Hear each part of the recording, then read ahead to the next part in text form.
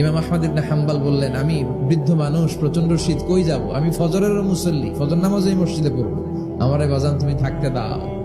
দারোয়ান বলেন, নো, থাকা যাবে না, মসজিদে থাকা যাবে না, বের হন, না হলে গাছটি সহ বের করে দেব।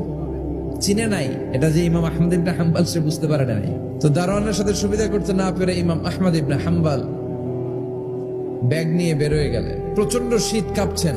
হঠাৎ দেখে সামনে এক বাজার, ওই বাজারে এক খাব্বাজ বসে আছে। খাব্বাজ মানে রুটি বিক্রেতা। খাব্বাজ মানে যুবক, একজন রুটি বিক্রেতা, রুটি বিক্রি করে। যে যুবককে সালাম দিলেন, আসসালামু আলাইকুম।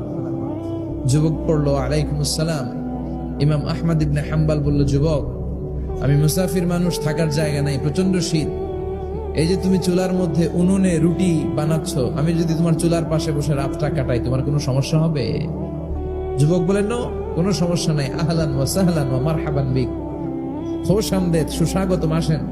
আপনি আমার চুলার পাশে বসে আগুন পোয়ালে আমার সমস্যা কি? আসেন, আসেন, বসেন, আপনি মুরব্বী মানুষ। ইমাম আহমদ ইবনে হাম্বল আল্লাহর শুকরিয়া করে চুলার পাশে বসে শীতের রাতে চুলা থেকে তাপ নিচ্ছেন, আগুন পোহাচ্ছেন। আর তিনি দেখতে লাগলেন, যুবক আটা দিয়ে রুটি বানায় আর পড়ে আস্তাগফিরুল্লাহ, রুটির খামির বানায় আর পড়ে আস্তাগফিরুল্লাহ, গোল গোল করে খামির দিয়ে দলা বানিয়ে সাজিয়ে রাখে আর পড়ে আস্তাগফিরুল্লাহ। রুটি বেলুন দিয়ে বলে এটারে চুলার ভেতরে ঢুকায় আর কি পড়ে?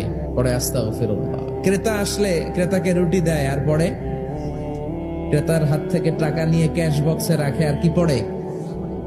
ইমাম আহমদ ইবনে হাম্বল তো অবাক, ঘটনা কি? আসার পর থেকে এই যুবকটারে দেখতেছি খালি পড়ে আস্তাগফিরুল্লাহ, আস্তাগফিরুল্লাহ। তিনি কৌতূহল বশত বললেন, যুবক, মা লাকা ইয়া শাব দাইমান তাকরাউনা আস্তাগফিরুল্লাহ, হে যুবক, তোমার ঘটনাটা কি? আসার পর থেকে তুমি শুধু দেখতেছি পড়তেছো আস্তাগফিরুল্লাহ, আস্তাগফিরুল্লাহ, কারণটা কি?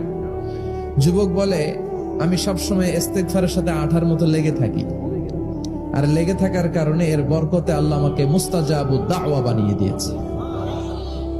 মানে আল্লাহ আমাকে এমন বানিয়েছে যে আমি দোয়া করা মাত্রই আমার দোয়া কবুল করে কে?